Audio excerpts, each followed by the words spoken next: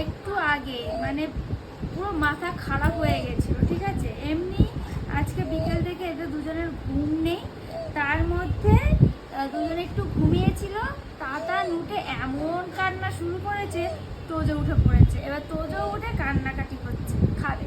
তো দুজনের জন্য দুধ গোলালাম, ফর্মুলা মিল্ক। দেখো দুজনের খাওয়ার কোনো নাম নেই, দেখো ওর জন্য গোলালো, না খেয়ে কি ঘুম দিয়েছে।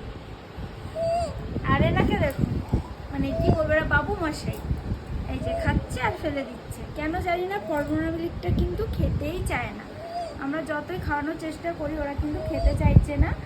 আর মাঝে মাঝে আবার টুক করে একটু মানে 30 ml করে একটু খাওয়াই, তখন দেখি খেয়ে নেয়। এই যে এখন এই যে নিয়ে বসে আছে, চোখে ঘুম, দাদার ঘুমের কারণে, দাদার চিল্লানোর কারণে উঠে গেছে, এত আওয়াজ বুঝে গেছে। আর ওদের বয়স 2.5 মাস,